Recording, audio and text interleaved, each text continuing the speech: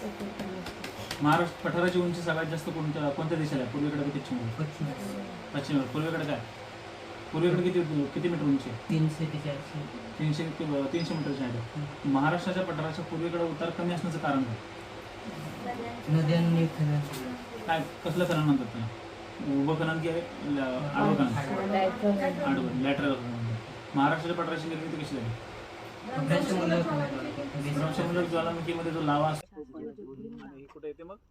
अंधारी पठारी, अंधारी, आणि मग ती कुठे येतं खाली? वैनगंगा आणि वर्धा. चपराळा कोणत्या जिल्ह्यात? गडचिरोली, बरोबर. मग तिथून खाली काय म्हणून ओळखलं जातं? प्राणिता खाली कुठे जाते? दक्षिणेकडे. आणि तिथं अजून इंद्रायणी कुठून येते? तिकडून कुठून? आपल्या गावाकडून कलहंडी तिथून येते. ओडिसा, छत्तीसगड डायरेक्ट, आणि एकदम गडचिरोलीत नाही येते.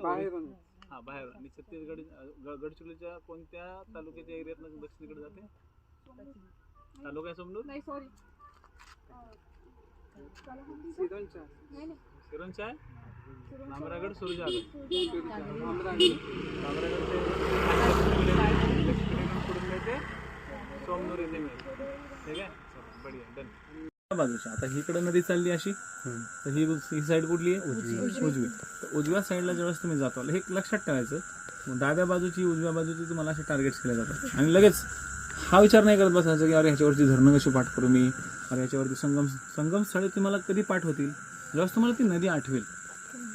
तुम्हाला ती नदीच आठवली नाही तर संगम स्थळे कशी आठवणार?